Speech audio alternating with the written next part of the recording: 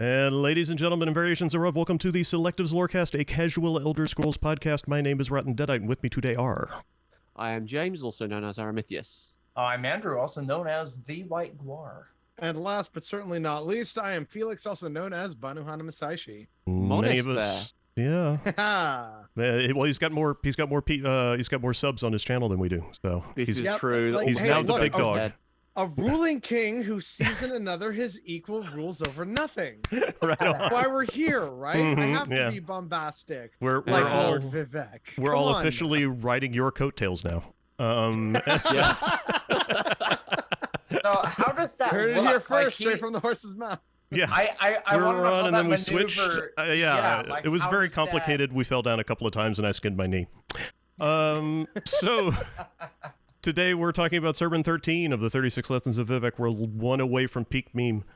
And to recap from Sermon 12 was when Vivec decided to romance Molag Bal with weddings. And during this time with Molag Bal, Vivec's head has detached from her body and has fucked off back to Mournhold to teach Nerevar another lesson of the ruling kings. This is, I think, the third one? Second of three lessons of ruling kings. Which it's also a lesson that I think Vivec is in the process of learning as it happens from Molag Bal. Yeah. Is kind of the implication. And so we're kind of getting information while Vivec figures it out. And so this is all sort of happening. This is all being taught to Nerevar by a disembodied floating Vivec head. And I'm sure Nerevar had to ask, "Where's the rest of you?" And Vivec's response was probably sanity robbing. So again, as with these other lessons of the ruling kings, we start with the same opening. These are the days of Resdaño when the Chimer and Dwemer lived under the wise and benevolent rule of the Amsivi and their champion, the Hortator. When the gods of Veleth would retreat unto their own to mold the cosmos and other matters, the Hortator would at times become confused. Vivec would always be there to advise him, and this is the second of three ruling kings. Second of three lessons of ruling king. The secret syllable of loyalty is this. You must learn this elsewhere. This is Chim, obviously. As a matter of fact, I think even UESP gets this one right. Oh, it says Sermon 12. Okay. Yes, I suppose that's where it's been learned. Yeah. But I would say that while Vivec learns about Chim from Molag Bal, it's just putting a word to a concept that Zio is already aware of. And I don't feel like it's possible to separate. Maybe I don't think this is that outrageous. I don't think it's possible to separate Vivec from the concept of Chim. I think the two of them are so intertwined that it wasn't something that. I mean, it's a little bit like saying that the speed of light is associated with Einstein. You know. Well, maybe. Yeah. But Buddha and enlightenment. Yes, Buddha and enlightenment. Yeah, that's a far better example. And I don't know. We've done, I think, 2 casts on Chim. Yep. I think we agreed during those casts we could talk about this for like a week. Like it's a really complicated process, and the more the community works on it and chews through it, the more complex it gets. It seems. It's always mutable. It is, and the concept of enlightenment changed over the duration of Buddhist religion as well. And one of the reasons why it's evolved. One of the reasons why Elder Scrolls Online, for example, hasn't really messed with it much, is because it's first off almost impossible to represent graphically. Yep. Oh, hey, look who's here. Oh, hey! Hello. As soon as he connects to audio, well, hopefully that'll happen. Yes. Hey, there he is. Can you hear us? Yes. Yeah, I can hear you. Excellent. We just started the intro, so Icefire Warden is here with us, folks. We're talking about Sermon 13 today. The the second of the 3 lessons of the ruling kings, and we were just kind of talking about how the concept of Chim has sort of evolved. Certainly since I got involved with the community. It's kind of gone from the idea of being something that allows you kind of infinite power and can let you do anything with the world to a state of knowledge about something. And it gets to the point where you'll have discussions about it now, and it's people like, Chim doesn't let you do anything. It just tells you stuff. Which is totally different to how it was in 2013. 100%. It was, superpowers, and you use Chim to impress upon the world your will and all this other kind of thing, and so it's. I wonder if it might be likened to midichlorians. It is not the Force, but it gives you access to the Force. Oh, not that. Okay. Yeah. So since we're going down this path so early, okay, so we're now in the bad universe. Carry on, Felix. Yes, yeah. We're in the bad universe, especially because I'm here in it. So basically, the way I've always kind of tried to reconcile the two extremes is that it's like, Chim does give you power, but you shouldn't really use it except under very extremely specific circumstances. Otherwise, you're going to totally fuck up the dream. And you, as a part of that, don't want that to happen. So it's kind of like, it's kind of like you've been given the nuclear codes, but you recognize you shouldn't use them. You know, it's kind of like, oh, so this is how it works. I could do this. I want to put my finger over the button just to feel that power, but I'm not going to press it. You know, that's kind of the vibe that I've managed to develop for Chim as a concept over the years. As James pointed out, it's kind of gone back and forth. I remember also in the early days, it was kind of like, oh, Chim is the realization that you're in a video game, right? Yeah. It's like, okay, well, it's easier to think of the different interpretations of Chim as almost different schools of thought, like different disciplines. They're everyone interprets it a little differently. I mean, I always take a very meta psychological approach to all the lore, and so I always view Chim from that perspective. But that doesn't mean to say that the video game console command interpretation is wrong. I don't agree with it. I don't particularly like it, but I mean, it's still just as valid. It's just going a different path mentally. We're all just keyboard warriors arguing over script. Really, we're all just neckbeards in a basement. We're all I'm literally in a basement. The office is in the basement. I'm literally in my basement. Yeah. See, we're half of us in the basement.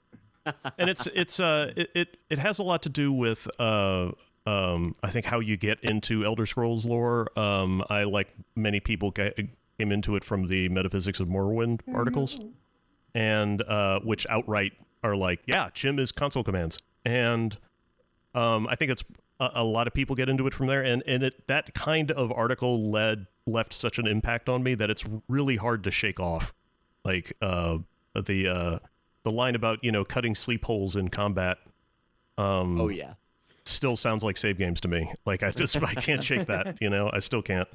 And it's right. It's whatever the reader wants it to be, which is very relevant. I think Kirkbride said once that he thought Morrowind was the first postmodern computer role-playing game, which could be true. You know what? That would explain a lot of things, especially how the community behaves. Yeah, I agree. Yeah. Well, I look, don't know. that's I me have telling on myself. I'm a Morrowind baby, right? Yeah. So yeah. I don't know if you can kind of stratify the fandom based on what game they first arrived at and at the series with, and what based and what on that the means. Facebook groups. Yes, you Morrow enough. Boomer pride. like it's like some of the stuff I see. Again, I laugh at it, but some of the stuff that I see in online Facebook Elder Scrolls groups is kind of like, So I'm laughing, but at the same time, it's like, man, are we really doing this? Are we really being like everyone whose first game was, Morrowind or Oblivion or Skyrim can be defined in these very narrow aspects? I'm like, go outside and touch grass, please. But it's funny. In the moment, it's funny. I'm like, oh yeah, I'm kind of guilty of that. I agree. Yes, no, Morrowind did piss me off for these reasons. Like we but know, at the same time, I love Skyrim and Sky I love babies. Oblivion, so Sky babies are always thirsting after Serana, and titty mods, and I mean, it's just Skyrim is itself a meme now in how many memes it can contain. Well, it's been around for a minute. By the way, that reminds me, a $70 version of Skyrim was recently released for I think the Nintendo Switch. So once again. God Howard. He does it again. Just making money, making Skyrim. Millions. So the temporal myth is man. This is the first time we run into this sentence. We're gonna hit it a couple of more times. Yeah. Oh, somebody talking to me? All right. Would you like to continue?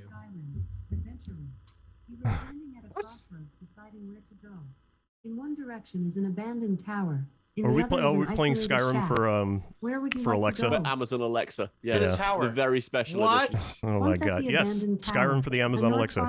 You. She looks quite sad. I hate this. She tells you her father I hate this so much. No, stop. I hate this. Exit. Yeah. Yeah. It's lovely. It really is. No, I fucking hate it. That's the first time I've ever used it. Look, the only AI voice thing that is worth using is Microsoft. Fuck Alexa. Fuck Siri. Microsoft. All Bob. of them are bad, terrible, and trash. Microsoft is the only good one. Okay. Try to turn off the console and turn on. Yeah. Right. So, the temporal myth is man is. There's been like I said, I've swung around on this a lot. There's the idea, I think, that well, first off, we have to stop and consider, what does man mean? Is this referring to mortality, or is this referring to more mannish races, like only non-elves, non-mare? I prefer the interpretation that it refers to just mortals in general. Yeah. In which case, I think what it's about is that mortality or the inhabitants of Mundus are a myth that exists within time or is based on time, and therefore expires, had a beginning, had an end, etc. The reason why this is important is because I think what it's saying is that I think that it's very in a roundabout way addressing the idea that the Elder Scrolls universe in general is a myth, and that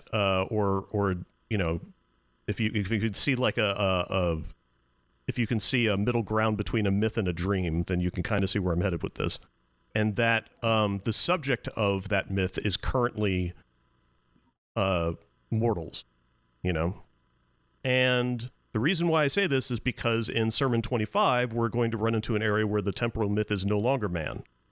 Yes.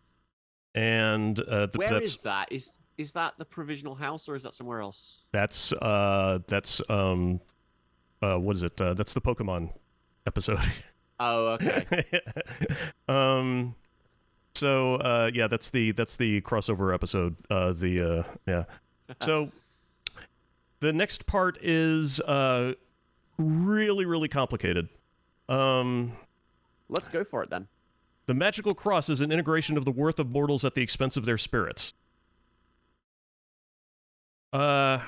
Intersection of physical and spiritual. Duality. Right, which if we assume that a lot of these lessons are supposed to be thoughts that lead into the next one, then what we're talking about is the subject of the temporal myth. Yes. Okay.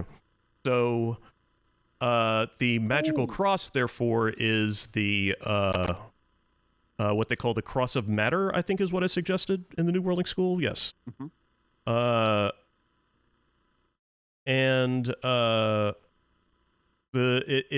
It represents the physical world, and it's used on astrological signs that have connections with Earth, such as Mercury, Venus, Pluto. It's also relevant in the respect that it's a magical symbol, so like the components make a lot of have a lot of symbolic value. So the circle of the magical cross, or the cross of matter, I should say, is the earth, and the plus in this particular case is what did I say it was? The course of objects between noon and midnight and from west to east. So noon to midnight, the y-axis, west to east, the x-axis. Okay. Sorry, before we go a bit too further on, if you're saying, sorry, if you're saying that each of these sentences kind of follows on from the other, so the secret syllability of royalty is Chim, and then the temporal myth is man. That also speaks to the idea of you need to be a being that understands limits in order to transgress limits, which is an integral part of Chim. Right. So yeah, man, mortality is all part of that whole shebang. Yeah, and I think that's the well, there's a number of other interpretations you can have for a magical cross. I mentioned a few of them, and to be honest with you, this sermon goes so fast through these concepts that I really didn't have a chance to really think about landing on one in particular. Yeah. And you'll see what I mean, because we're going to start doing some geometry to this shit, and it's very important to understand what the cross is, I think. And it's not to my discredit, I wasn't really able to establish that, I think. I can't help but suspect that there's a connection with the crucifix, but considering when we think about the sources of inspiration for Kirkbride's world building here, that only makes things more complicated. Yeah. Because there's just so much. There's so much that's been written, and there's so much that to handle. But the idea of the crucifix being the structure upon which Jesus was sacrificed and I'm going alchemical here, and was then transfigured from a mortal form to a deity, is the way alchemy handles this idea. Right. So Jesus therefore becomes the alchemist's stone, the philosopher's stone. Yeah. Then the magical cross is the alembic and purification system through which Jesus becomes the philosopher's stone. And so if we assume that the magical cross is therefore mundus, or the physical world through upon which temporal myth is man, then it is therefore the system through which man transcends mortality and effectively becomes a god, or reaches heaven. Yes. And that's kind of reminded me, if you're going back to, if you're trying to kind of do some archaeology on the thought behind it, I was thinking if we tie this into some earlier ideas that were bounced around sort of in the Daggerfall type era. One of the phrases that I remember, and certainly came up again, I think, in Skeleton Man's interview, was the idea of the mantella as a crux of transcendence. Yes, there you go.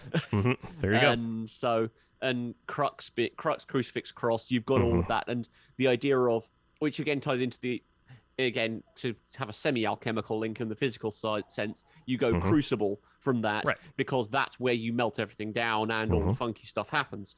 So yeah, the separation of the wheat from the chaff. Yeah. And all the slag from the refined material and all the rest of it. Yeah, the weeds of Veloth. Yeah. So you had mentioned Chris, geometry. Yeah. I'm looking at these first couple of sentences here. So the magical cross is the integration of the worth of mortals, their spirits, etc. Sounds literally like geometry. Yes, because that's where we're going. So buckle up. Absolutely. Sit tight. We will get to the whole structure that kind of looks like a roof. Yeah, that's an X and Y axis. We had a triangle. It's got 4 domains. Baal, Dagon, Malak, and Shiag.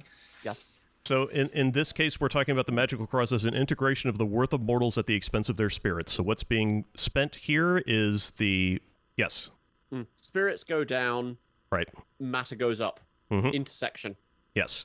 And so what's happening is that I was thinking more, Yeah. Through the... Worth of mortals the worth of mortals at the expense of their spirits, because it's... it could be the XY axis is here, X and Y axis, yeah. But the idea is here is that the more you spend souls, in the crux of the arena, then the worth of those mortals goes up. Okay, so it's it's your basic alchemical idea of purifying. It's Hodorowski. You are excrement. You can become gold. So surround it with the triangle, and you begin to see the Triune house. So what we're talking about here is now a triangle with a cross in the middle, right? The Triune house is, of course, we're talking about Almsivi here, all right? Yeah. So what's happening here is that Vivec is now proposing that Z is building a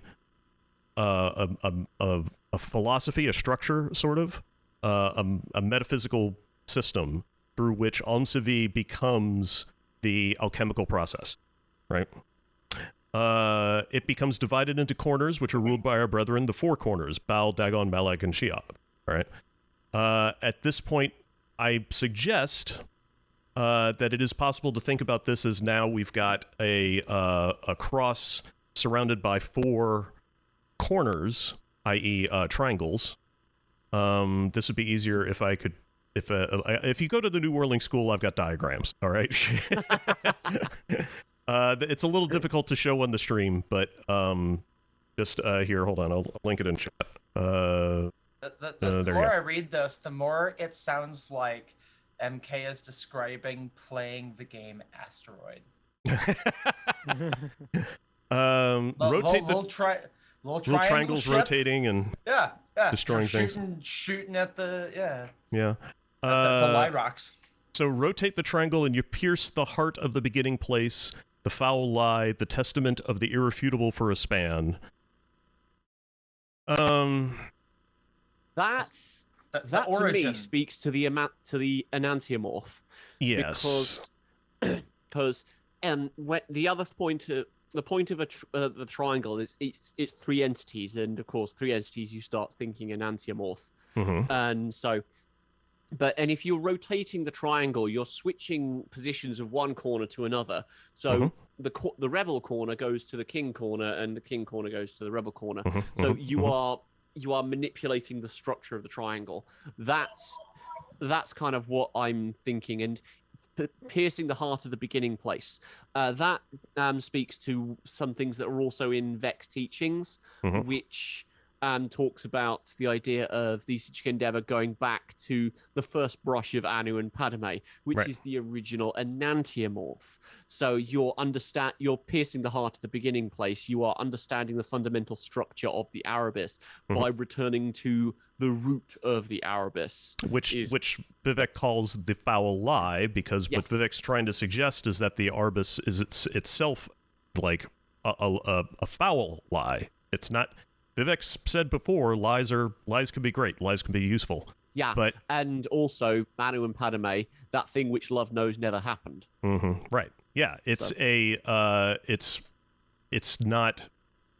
foul because it's not useful, is the way I would put it. It doesn't help. It's a tale that was created to damage people.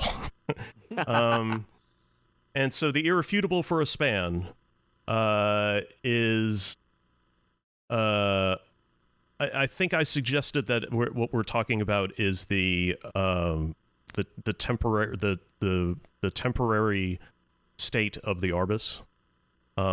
It's irrefutable for a span. Yeah, believing a lie as long as you can. Yeah, like conspiracy theories. It's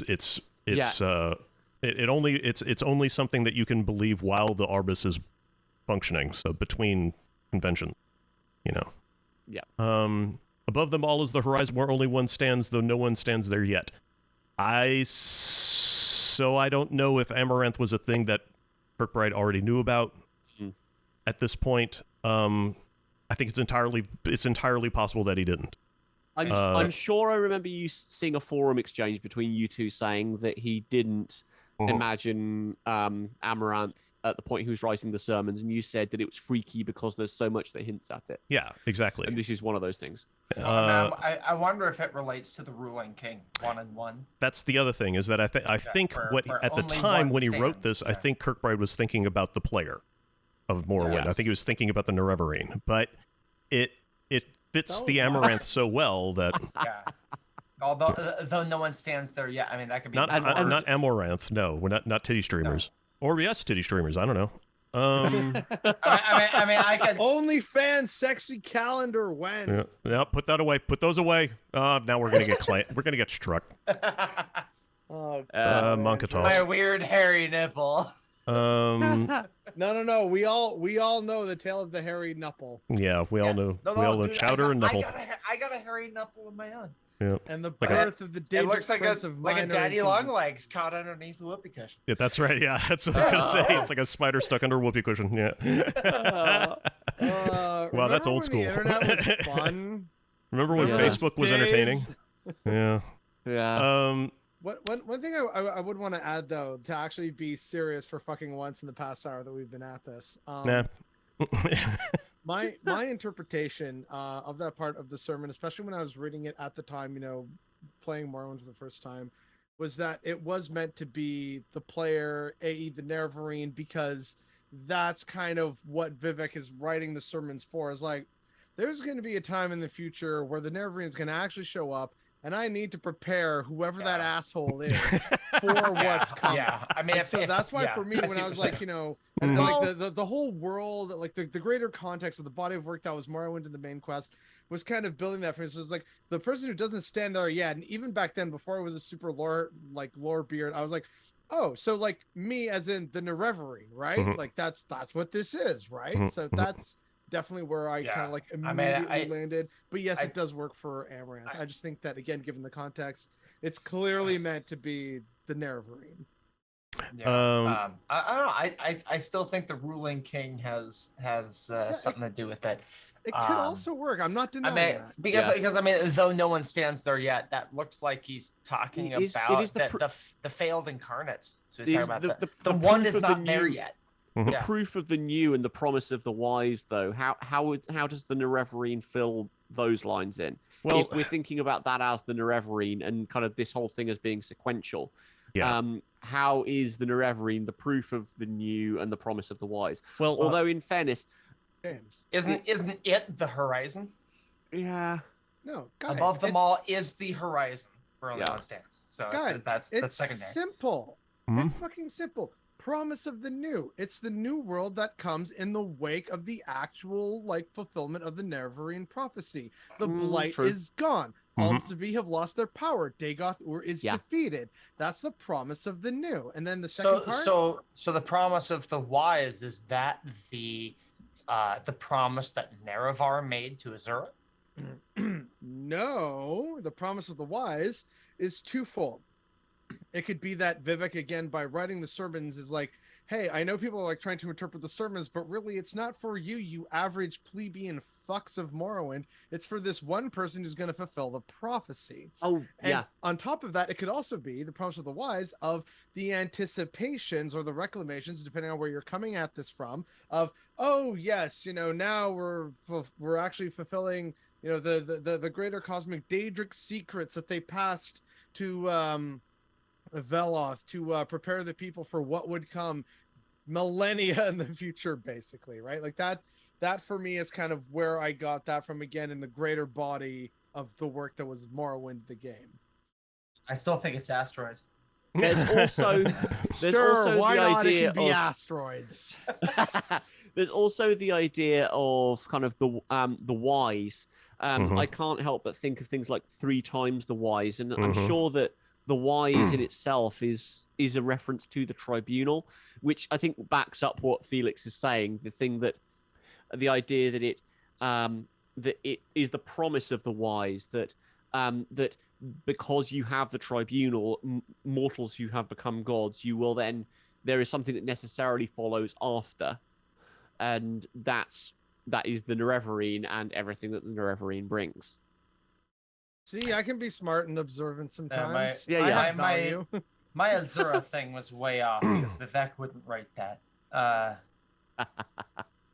Maybe Vivec's just a really pissed off kid who really loved arcades. Yeah, because I back in the was... day, and then arcades disappeared, and so Vivec decided to become a vengeful god. Well, for a moment there, I forgot Vivec wrote this.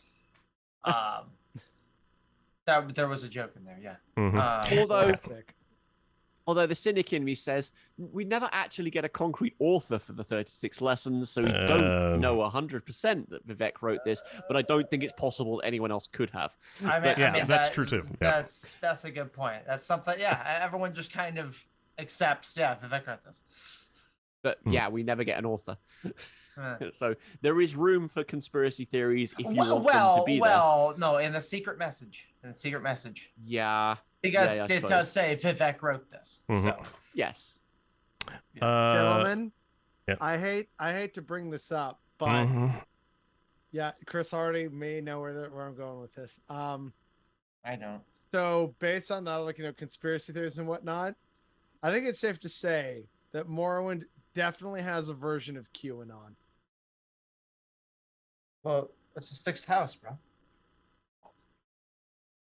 I mean, I don't know. That feels a little different, but it definitely feels to me like, oh god, wait, actually, like, no, Morrowind would absolutely be like a hotbed of conspiracy theories, in Tamriel, and I really don't feel good about that. Well, there's a common thread of apologism with Dunmer, where they're willing to believe anything they have to believe in order to justify their extraordinarily toxic culture. And so yeah, Uranon. Hey, all right, nice. Oh god. Hey. Okay. There we go. There you go. Found the joke. Found it. There it is. Yeah. Found the joke. That was in that it was streaming free on the Dream Sleeve. The one with Almzavi and Molag Bal and Dagoth Ur were there. Yeah, that's just another scene where it talks about Uranon. Although that doesn't make sense because somehow got a drop. Oh, great! Yeah, I somehow got an Ouroboros crate out of this. Thank you. Did you watch the stream? No, they didn't send me any paperwork. I don't know what the fuck that's about. I think maybe they're just distributing them to literally anybody who casts under the ESO game. Maybe. Yeah, because I watched none of the official stuff yesterday. But anyway. Oh god, I hope that doesn't bite me in the ass. Unfold the whole and you have a star, which is not my domain, but not entirely outside of my judgment. So what, like in the New Whirling School, I've got a diagram of what I'm hypothesizing the star looks like. It's way more complicated than I want to admit. 5 points or? It looks like the Star of David. It could be, yeah. For Christians, this is called the Star of Creation, and it's a you could theorize that the shape now resembles the unicursal hexagram. An adaptive version of this configuration is an important symbol in Thelema, as it encompasses roughly the intertwining of microcosmic and macrocosmic forces. Similar to the Egyptian Ankh, this symbol represents the unity of the divine and the mortal. And in Sermon 5, where we discover the motif of unfolding, which can have an increase in complexity, it's like an evolution in nature. Therefore, we are encouraged to visualize this primal shape transforming into something more complex and more nuanced, and in so doing, it evolves into a new form. Yeah, just so that you have that visual, that's all coming from the idea of the Star of David being a triangle coming from above and from below and intersecting. If you imagine two triangles crossing over, you get the Star of David. Yeah. That's where that visual comes from. And there's there's so many buckets of symbolism that we can hit there that it's just, I mean, calm down, What you have is a star, which of course, but I mean, we've brought up stars before, what I am is a star, what I am, what I bring is a star. And you've also got the idea of, well, if you want to dig into the dilemma of every man is a star, or every star is a god. I'm kind of taking the stars here to be man, and so on. And you kind of take it from there. I think there's my turn, right. Yeah. The grand design. Okay. Yes. Yeah. Although the second bit of that, the idea of unfold the whole and what you have as a star, which is not my domain, but it's not entirely outside my judgment, which links back to the idea of the upper air being I am's domain and the middle air being Vex. Well, the stars specifically is what I am is supposed to have governed. Oh, sorry. Yes. Yeah. Which is the Nuit, I think, connection that I am has as the mother goddess. Yeah. Yes. So I don't know whether it's something as on the nose as the idea of humanity as a star, as potential and anything else, because it's so explicitly talking about the domain in the sense of I am's domain, whether it's aiming for something a bit narrower, but I don't know for sure. Well, in Thelema, it's a complicated idea because Thelema's current state exists at the end of Crowley's writings. If you go back and read Crowley's work from the beginning to the end, you can see these ideas evolve in his head. And I have to say, when he started off, I've never had a high opinion of Aleister Crowley. You guys know that. But when he started off, I think he was making some very good, keyword sober, conclusions about in comparative religion and so on, which, I mean, also being very possibly mean. He was not the first guy to come up with these connections, but he was making them in creative ways, and he was phrasing them. He was developing a language for his fucking cult that was intuitive and made a lot more sense than when a lot of other authors would discuss these ideas. And also, it was really easy it created these really great phrases like, to do as thou wilt shall be the whole of the law, and all these other wonderful things you could throw around that are just lovely for, being a tryhard. And so when he used to talk about things like every man and woman is a star, every star is a god, what he was trying to do is he was trying to establish this idea of that's still to this day very fundamental in Thelema, which is that we have to learn how to respect other people's will. When they act out of love, when they act with in accordance to their will, it may not be something that we like, that we agree with. It might shock us, it might disturb us, etc. In outlying, like in extreme cases, this might be the case.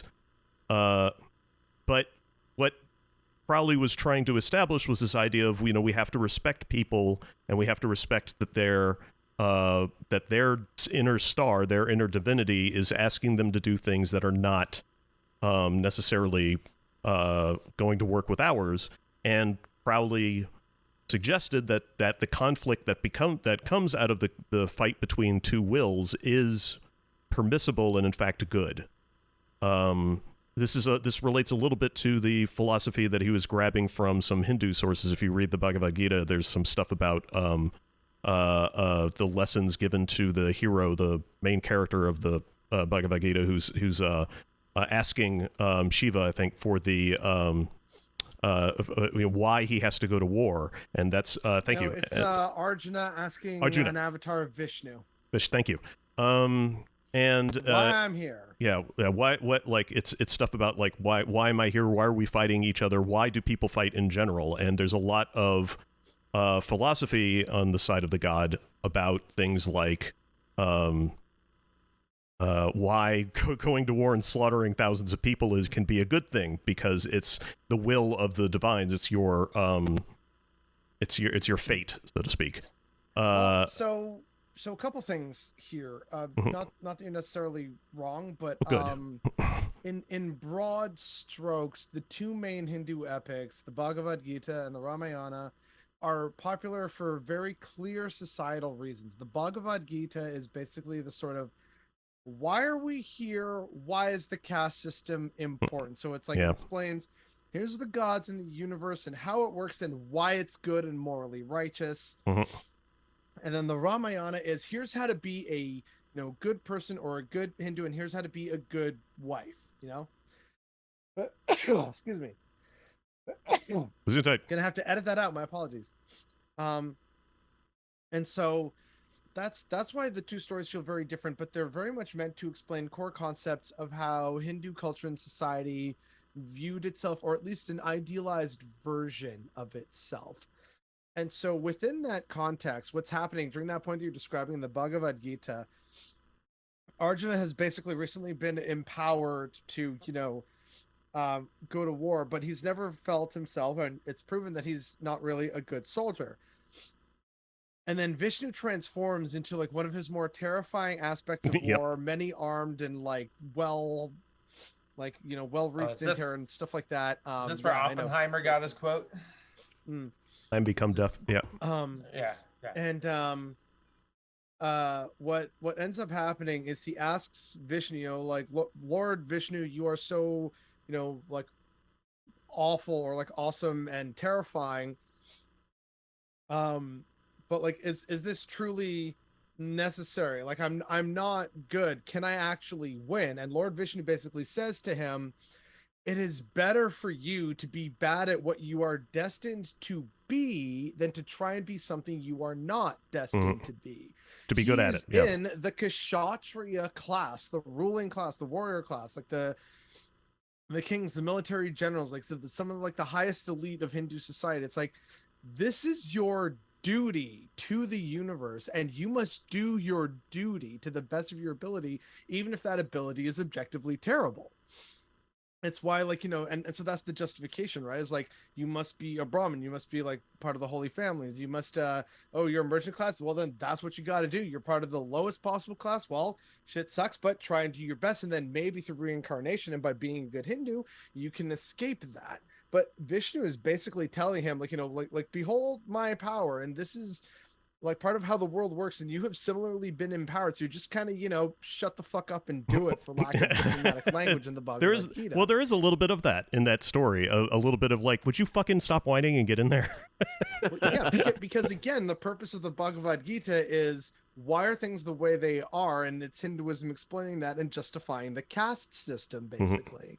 And then of course the Ramayana is more here's how to be a good princely ruler, just a good person in general. Here's how to be a good wife. So she's kidnapped, but she doesn't throw a fuss. She's still very calm. She behaves herself. She's still very regal and stately. It's yes, that is a proper Hindu woman, and Rama, that is a proper Hindu man. And he takes his punishment with his chin held high. He's honorable, and then he goes and he chases after his wife because that's the noble thing to do. And because he's so noble and good, everyone is naturally drawn to him. You see, this is clearly how the world works, is it not obvious? And that's basically what every fucking culture does. And so that's the core kind of subtext behind the Bhagavad Gita. So it isn't just about the various kind of cool epic story explaining the universe and how it works and stuff like that. It is also trying to give you that subliminal messaging, for lack of a better term,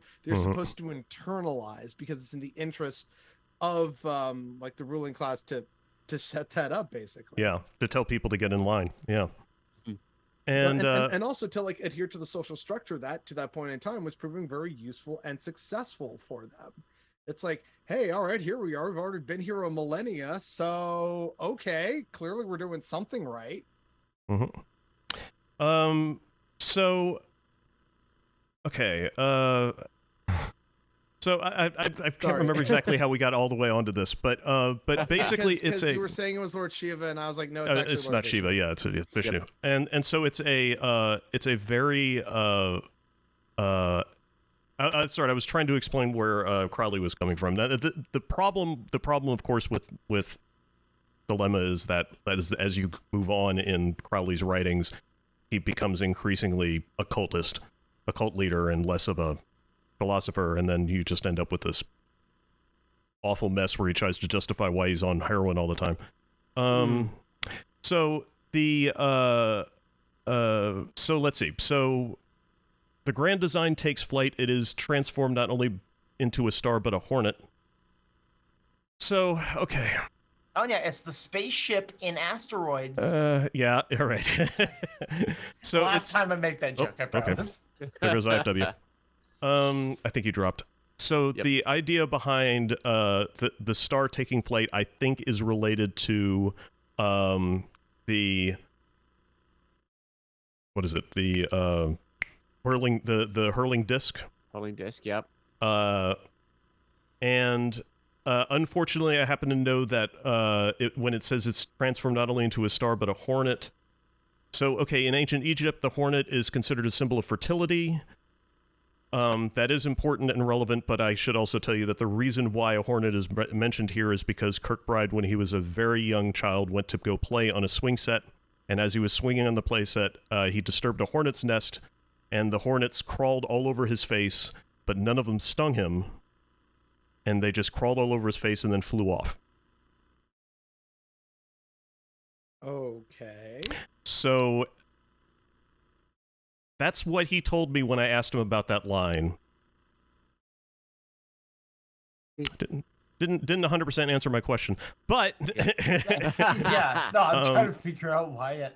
But it is possible to think of it. I mean, a lot of the 36 lessons, I think, are like spur of the moment stream of consciousness ideas that were popping into his head, and he was sort of just taking parts of his own life, big important parts of his own life, and putting them into this story to make it more of a more magical, more of a spell, you know, to personalize it. You know what that like Hornet story reminds me of? Like that has big Tom Bombadil energy written all over it. Okay, yeah, all right, sure.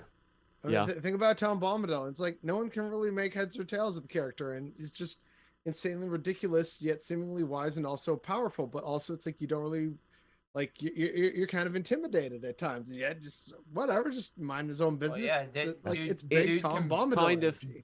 It's kind of the idea he puts on the One Ring, is unaffected, and then gives it back to Frodo. Yeah.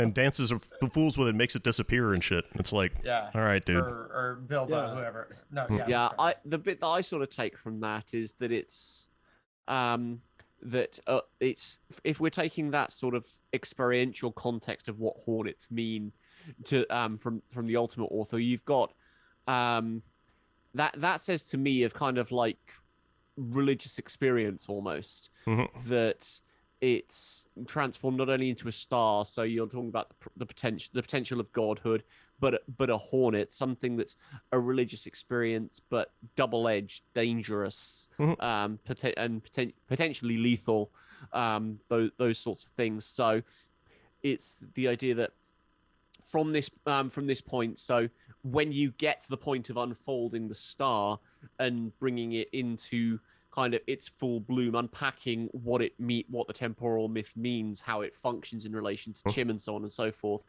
it then works as something that is both a vessel to godhood and something that is transcendental, transient, dangerous. Yes. All of those kind of smashed together into that sort of a context, which is informed both by Kirkbride's own experience with hornets and the nature of hornets as a whole, because frankly they terrify me. They scare the shit out of me. I had one. I hate hornets. I had one trapped in the house like a month ago or something, and I nearly burnt the place down. They're awful. So then we have a line from The Second Coming by Yeats. The Center Cannot Hold, which is about the inevitable collapse of everything. And it's very thematically relevant to what Vivec is about in general. Vivec's whole paradigm is all about everything's going to fall apart, everything's going to end, everything is temporary, there's chaos all over the place. But why is it important here? Why is it mentioned here at a point where the star has where this magical formation, which has to do with the improvement of mankind and the improvement of mortals and the development of that structure into something complex, which then lifts off and takes flight like a star into the sky, into the heavens.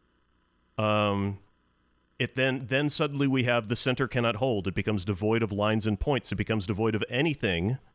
And this is the amaranth right here. It becomes devoid of anything and so becomes a receptacle. That is its usefulness at the end. This is its promise. So we've had the promise. What he means is, what we're talking about here is the promise of the wise. And at the end, I suggest the promise of the wise has to do with the promise of the Sige, of the whole point of the Arbus in general, of the creation of Mundus. And so when people ask, what is the wise? I don't necessarily think that it's talking to a specific entity or a specific organization or people. I just think it's people who are aware of what the point of Mundus is. I think that's who the wise are. I think it's... From Vivec's perspective, is pretty much just the tribunal. Vivec's perspective is just him, her. Here. Yeah, because fair enough. even Sathasil and Almalexia don't internalize the concept of Chim like Vivec has. Yeah. As far as we can tell. I guess probably Sathasil has a pretty good idea of what's going on, but he's kind of like the end user. He hasn't seen the code yet. Or he's just seen the code and he's not. He hasn't used the application, but he's seen the code. Yeah, exactly. He's more concerned with coding the game than playing the game. Right. Yeah. He's looking at all the objects and going, these are not elegant enough. We can break these down even better. There's some bugs here. Yeah. You know? Yeah. He's never mind how it plays. Yeah. But people aren't happy when you take the server down. The fuck does that have to do with anything?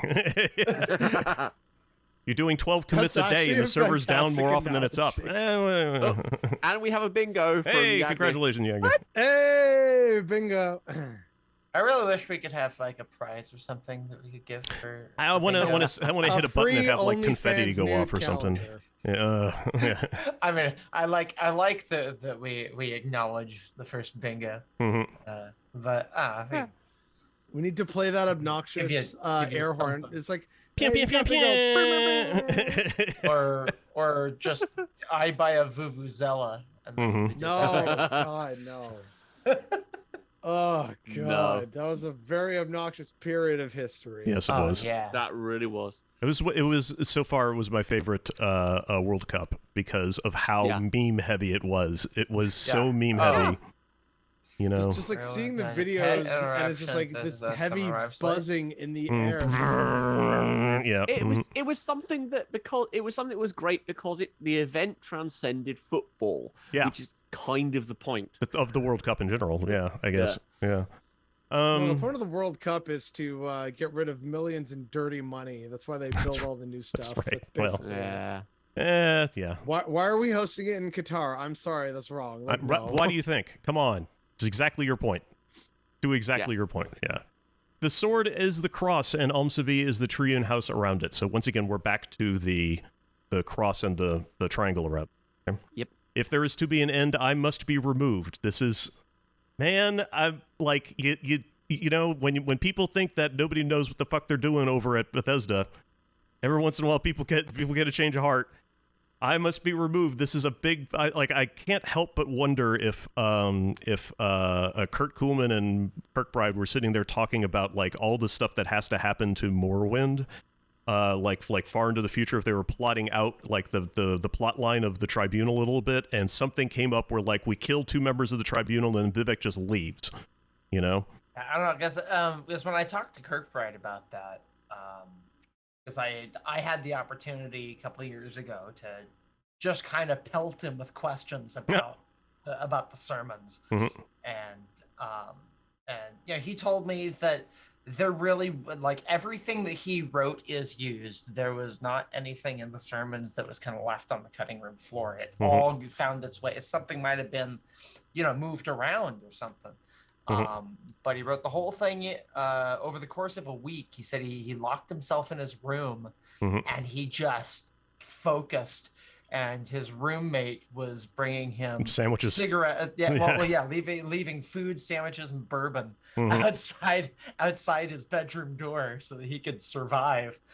He wasn't even going to the bathroom. He had a big gulp cup that he was pissing into. I don't know what he was doing. I don't know what he was doing with it after that, but that's what he told me. It's on record. You can go find it on Reddit. Wow. Okay. Yeah, like in public. Yeah. And so, I mean, the fact that he seemed to suggest that it was he powered through the whole thing. Yeah. Like that seemed to be his attitude about it. And I think he was on like time constraints. Yeah, he was huge ones. Yeah. Yeah. And so he was stressing out. And I remember he mentioned how one of the hardest parts was trying to figure out which sermon would be which skill book. Because they had to do, there were certain skill books that he had to do it, so he had to make this relevant. And he wanted each sermon to have a little bit to do with everything. Like I think he told me that I think Kurt helped him out a little bit with that, like change a couple of things here and there, or put a line in or something, and it would be here's the sermon of the mace or whatever. Yeah. He said the secret message was Coleman's idea. Yep. And that Coleman spent a lot of time counting letters. Yeah. To make the, that feels very, very Kurt Coleman. Yeah, it does. Yeah. He just sat down and worked that shit out. Yeah. I am found the piss cup. Yeah. Better than the cum box. I'll see if I can find that that thread so that folks in chat can at least look at it. If there isn't to be an end, I must be removed. If there is to be an end, I must be removed. But that also kind of keys into the idea of the Nerevarine removing Vivec ultimately. Right, and it actually says the ruling king must know this, and I will test him, which is important. That as Vivec has kept saying, if you're going to be a ruling king, you got to be the only one. And if there is to be an end, Vivec has to be removed from the equation. And if we consider the end to be Coda, then Vivec being removed is Vivec transforming into the mother figure instead of being the ruling king, because then the ruling king becomes Sewell. Well, I wouldn't even try and look at it in those terms. I'd look at Coda as a destruction of the enantiomorph form itself. It's not a resolution by conflict. Are you sure? It's a resolution by... There's absolutely conflict. Joining. He kills Hlalu. Oh yeah, he kills Hlalu who betrays him. And Numidium and everything else. Yeah, there's conflict in there, but the final resolution is a wedding. It's not... I would argue that the wedding is the enantiomorph, and that Hlalu's Hlalu here's death is the betrayal that was required. So, yeah. Okay. Kirkbride also suggested that Hlalu here was also Vivec in disguise. So, you know, the name is the tell. The name is the tell. Yeah, exactly. But you know, I think he also said he just made that shit up when he said it. The ruling a certain king must element know of revisionist history when you get into that's fine. talking it's art. about it's Coda art. and 30 it's allowed lessons and everything else. It's allowed. Fuck you! I do what I want. I'll do it again. So I just posted it in chat. There's the link to the conversation between me and Kirkbride. There's a lot of good stuff in there. The ruling king must know this, and I will test him. I will murder him time and again until he knows this. So that's explicitly the Nerevarine. Yeah, without question, this is a reference to the failed incarnations. I'm sure of it. Yes. I am the defender of the last and the last. I'm fucking sure this is a quote from somewhere, but I can't find it anywhere. I've done a lot of Googling, and I can't find it. I wonder if, because last is one of those many words that can have multiple meanings. Yeah. The last could be the last in line, and the last could be the previous. So so I am the defender of the one at the end and the one that came before. Right. That's maybe a simpler way to put it. At least with this interpretation that I'm following. Of course, I I don't expect to be correct here. Sure. To remove me. Oh, okay. No, no. I was done. I was just gonna. To remove me is to refill the heart that lay dormant at the center that cannot hold. I mean, it doesn't have to be the heart of Lorcan. But it's kind of sounding. But it sounds a lot like it, yeah. Well, and the USP has it linked to the heart of Lorcan. Well, they would.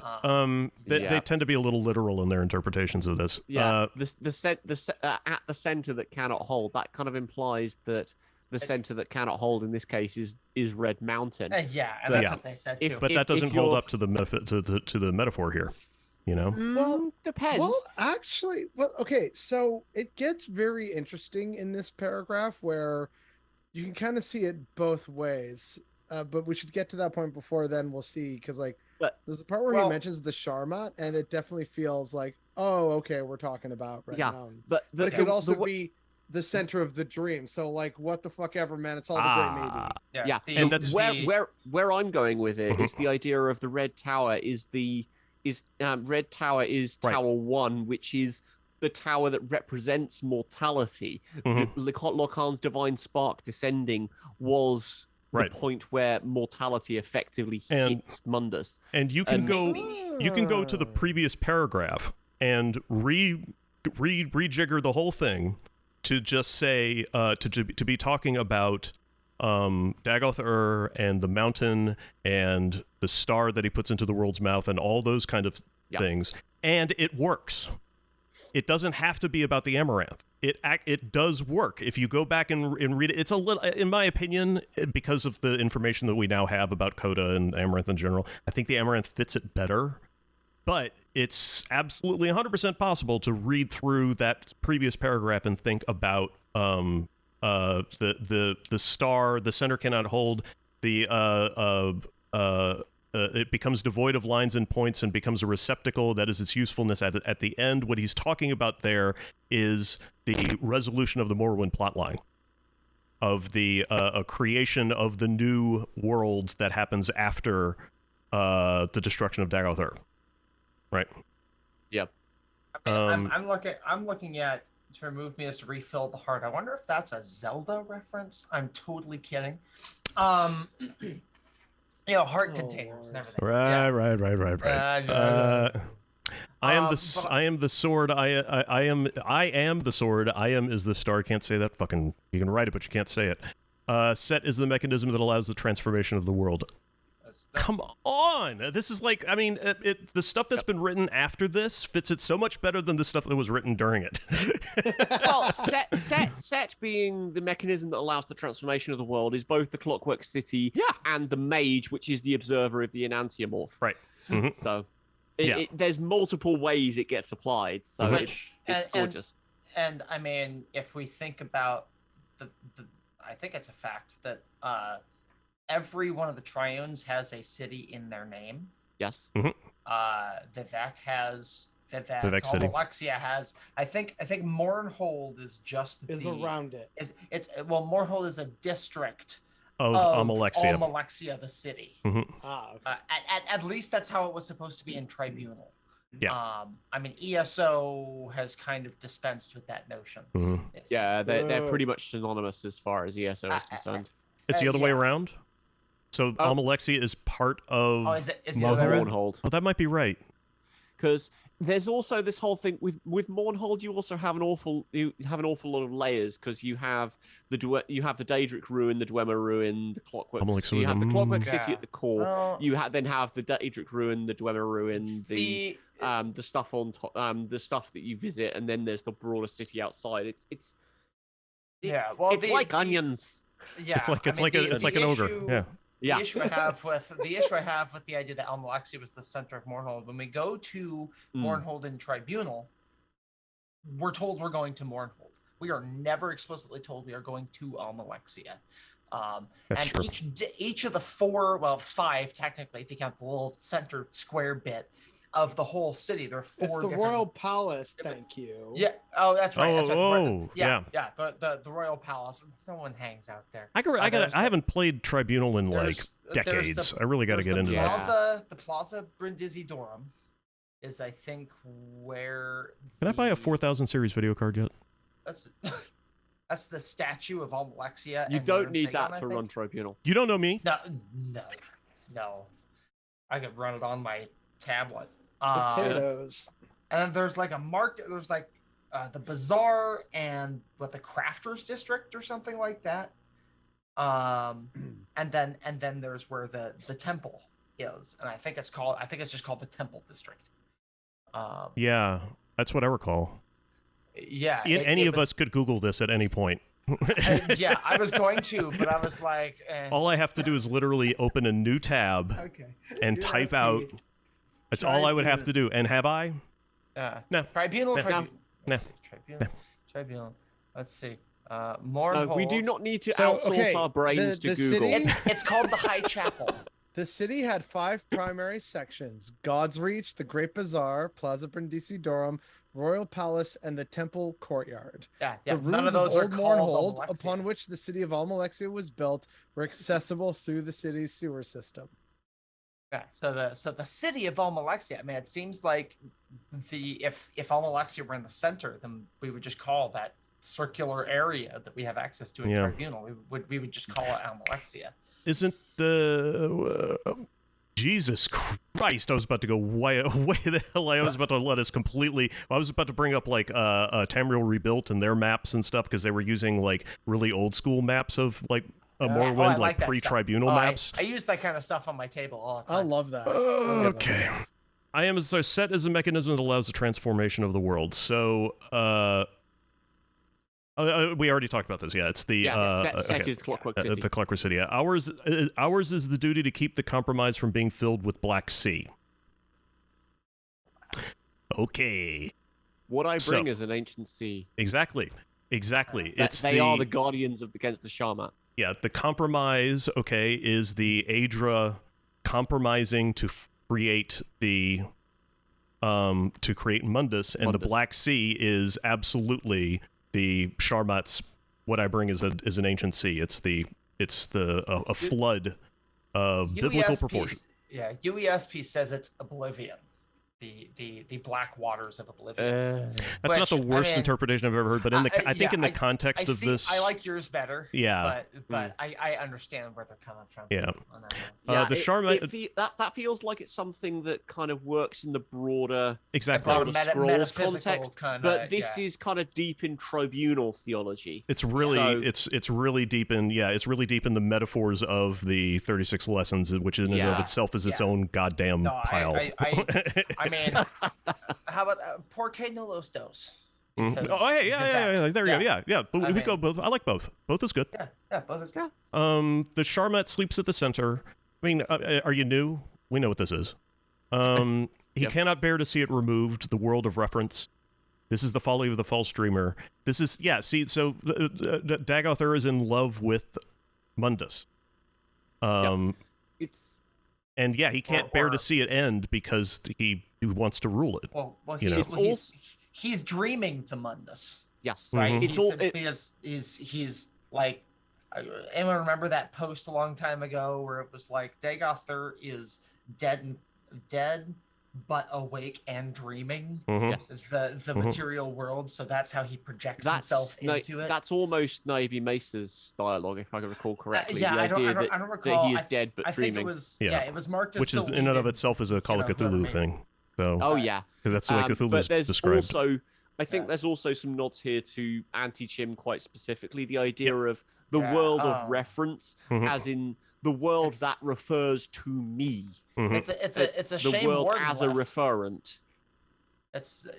Warden was here, but he left. Yeah, he had to go. I think anti-Kim was something. It was something he first proposed. Yeah. Oh really? Yeah. Shit, I wish he wasn't here. Get back here. I know, right?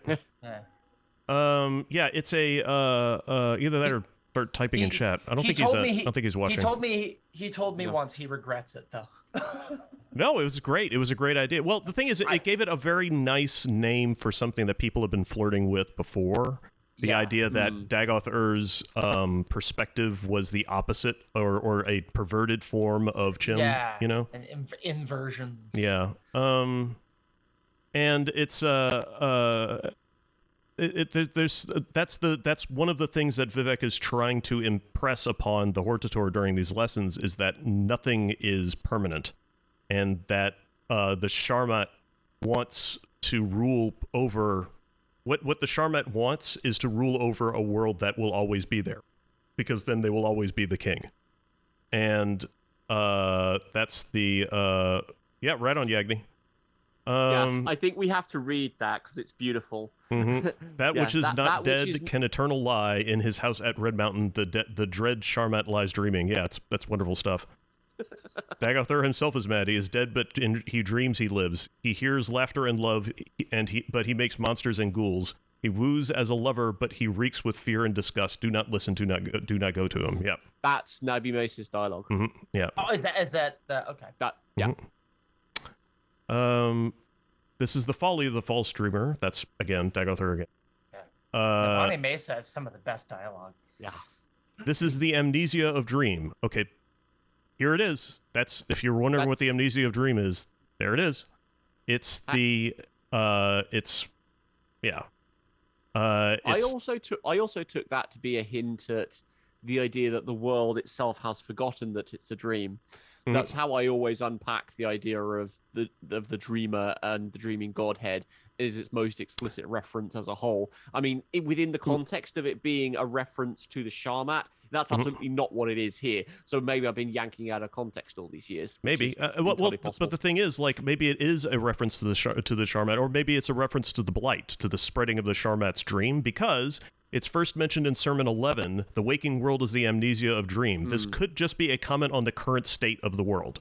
Okay. You see? Yeah. So, you know, I mean, again, I like both. Yeah. This is the amnesia of dream, or its power, or its circumvention. Yes, because anti-Chim is a circumvention of Amaranth because of how all that. Yeah. Yeah. This is the weaker magic, and it is barbed in venom. This is what Vivec's basically talking shit about anti-Chim. Yeah. He's basically saying this is that shit that miss me with that weak shit. That shit's for normies. Yeah. This is why I say the secret to swords is the mercy seat. It is my throne. I am become the voice of Almsevi. The world will know me more than my sister and my brother. I am the Psychopomp.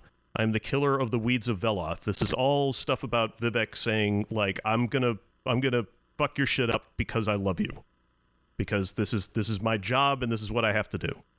Yeah, and also I think the Psychopomp thing is worth pointing out here. The Psychopomp is usually the idea of someone who communicates between the realm of the living and the realm of the dead. I don't think that's what Vivec is saying here. Within the context of saying, I am become the voice of Almsevi, he's saying that he is, or that Z is the vessel that transfers between Tribunal and Dunmer, and is acting as the go-between between those two worlds, not between the living and the dead. Which is why between divine and mortal. Yeah, hence the mercy seat. It's the way that Vivec,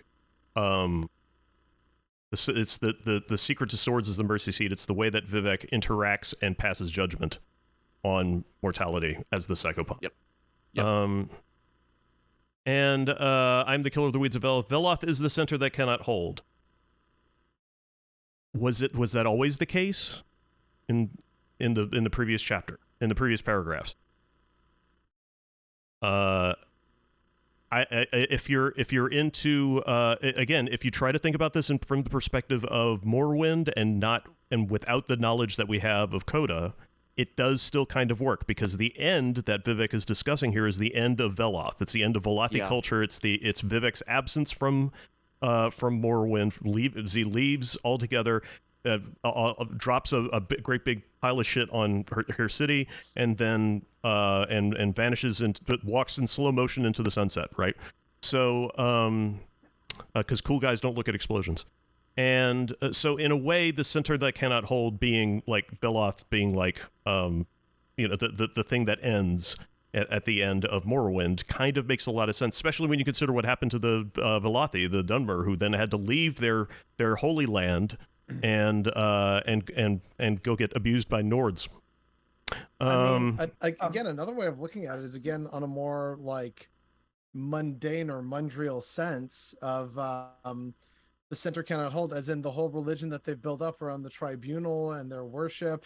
The whole thing is like, oh yes, the Nerevar will cast down the false gods, and that's why Vivec hates you, and blah blah blah blah blah. So that could also be another aspect, is like the whole Veloth thing of like, hey, yeah, here's this sweet new religion, and we're gonna go on a giant journey to a desolate, bug and monster infested shell of a land. And it's like, yeah, all right, cool, sure. That could also be the very air is a poisonous fume. As a religious and cultural force, it eventually had to go away because of how it became corrupted and like emboldened over the years, millennia rather.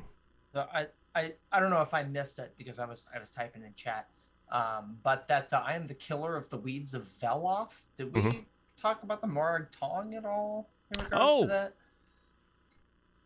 And we're not quite there yet, but okay. Well, I don't think we've hit that chapter. The creation of the Morag Tong, yeah. The Treasurewood sword is not a thing yet, but yeah. Well, because I mean, the idea that I like is that because Vivec was anticipated by Mephala, and Vivec essentially usurped Mephala's role among the Dunmerry culture, that Vivec now runs the Morag Tong. Right. And so I am the killer of the weeds of Veloth. I am the the roundup of the foresters of men. The roundup. Although that also kind of, I don't know whether that explicitly means Morag Tong, because you're also looking at the gardener of men in general there, which is Herma Mora, and there's no Vivec doesn't claim to be the anticipation of Herma Mora at any point. So I don't know necessarily whether there is something to do with that. But actually, there's also a Dune reference to be had here, I think, because Leto II talks about being the predator of humanity. It's a very similar thing. We've talked about Leto II a lot when it comes to Vivec. That character comes. Those two characters have a lot of parallels, which might be unkind to both. Reductionist, certainly. Yeah, a little. Yeah. Yagni's pointing out that in Vec's teachings, most Atada have amnesia of dream, but in Truth and Sequence, Lorcan causes the amnesia of dream. Do you think it's possible that that there may have been a misinterpretation of the amnesia of dream? I mean, I'm wondering if both Vivec and Sothasil have just different interpretations. I mean, they're both. I mean, if Vivec is the end user and Sothasil is the coder, I mean, they're gonna view problems in a different way. I think it is also worth pointing out, though, that the Truth in Sequence, while we say that we don't know who wrote the 36 Lessons, but it's probably Vivec. Probably. Right.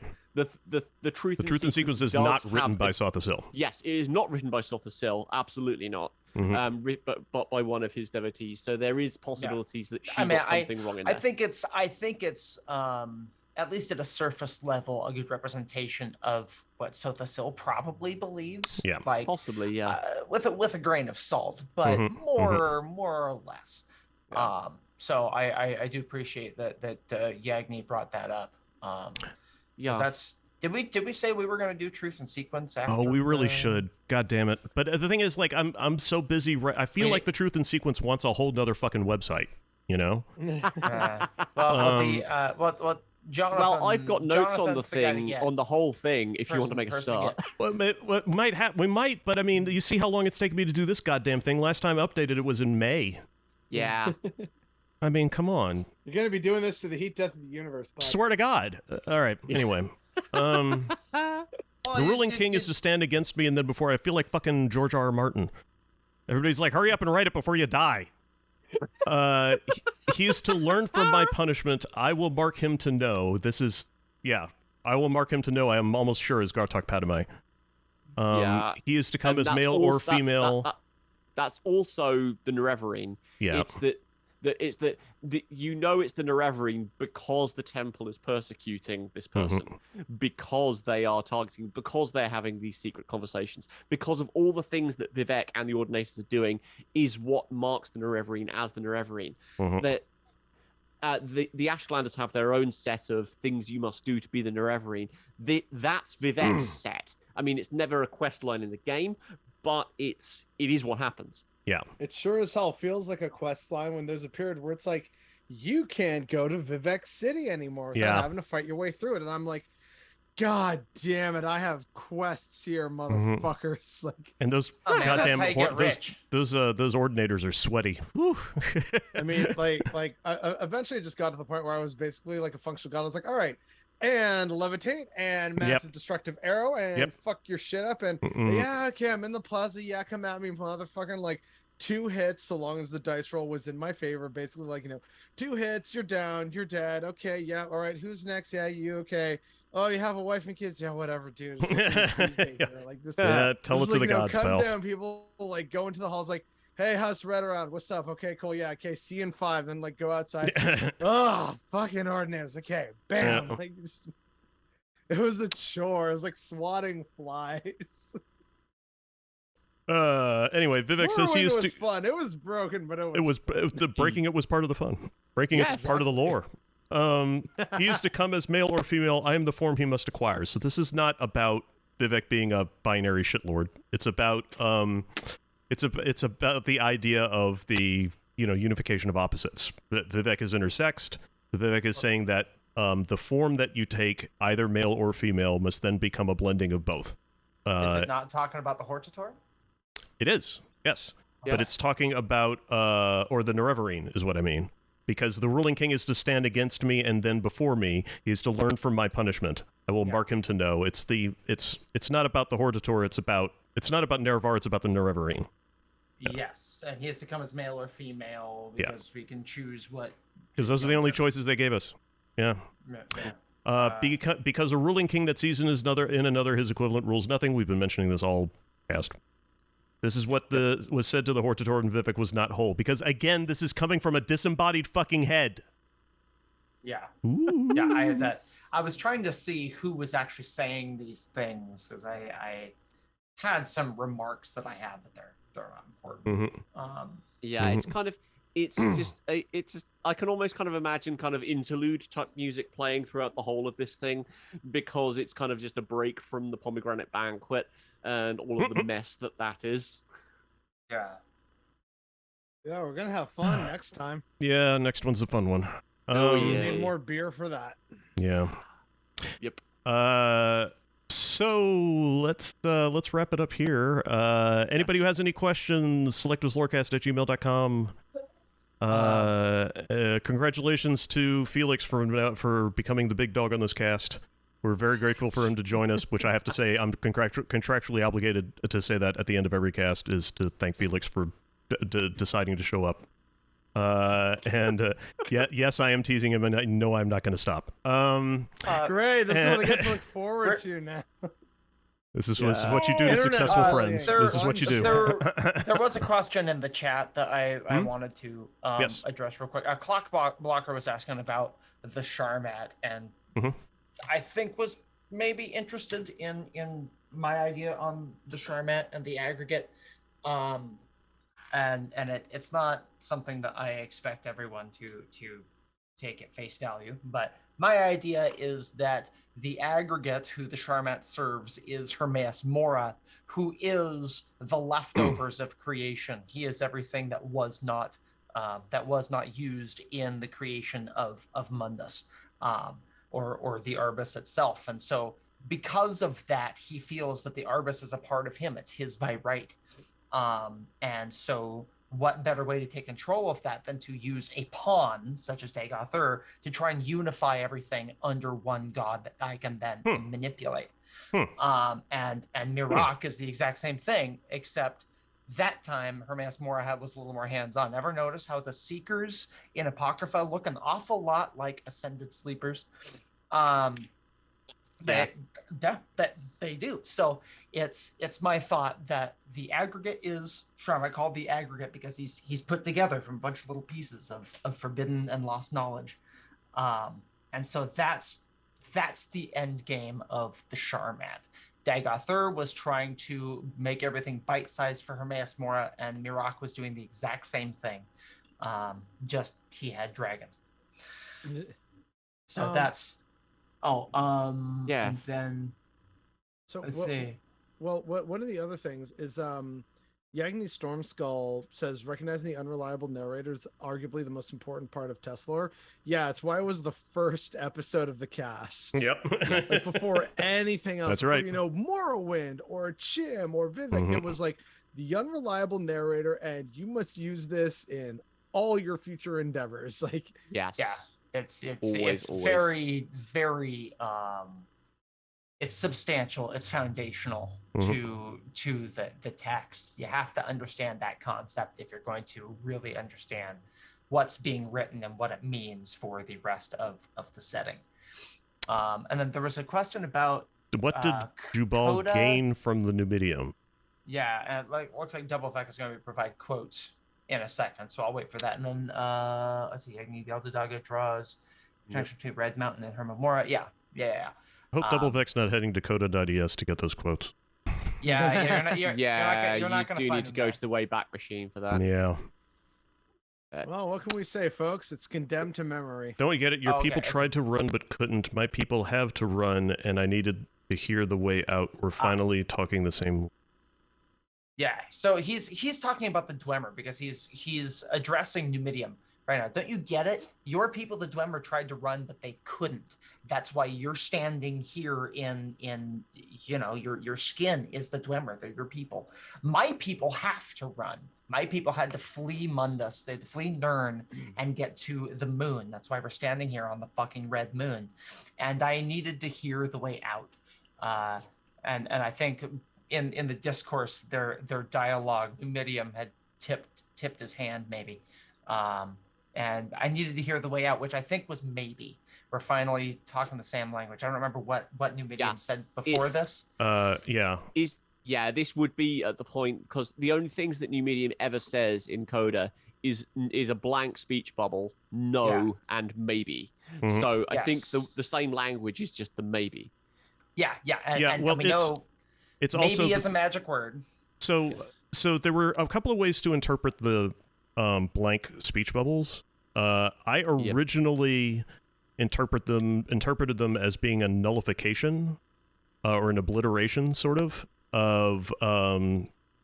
like erasing whatever was there to begin with. But that Vivec and Jubal speak with empty bubbles at the end strikes me as a creation of opportunity, of a blank canvas for which people can create on their own, basically. You were fully expected to... I sure remember hearing somewhere that MK was kind of expecting people to write their own stuff in those bubbles. Yeah. And... I kind of prefer it to be blank, honestly. I kind of like that, too. Because it almost has like a fourth wall break kind of... That's why I like it. Deadpool-esque. I was just about to fucking say Deadpool. Yeah, exactly.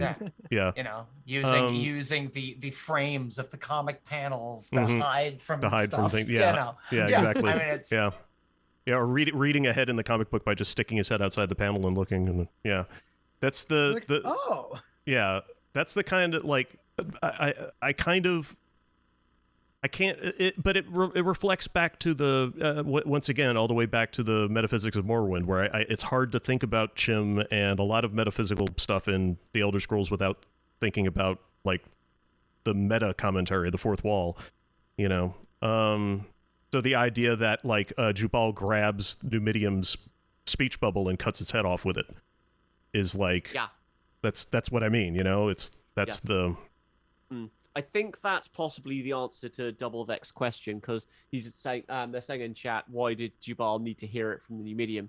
It seems he already knew everything he needed to know. Yes, absolutely.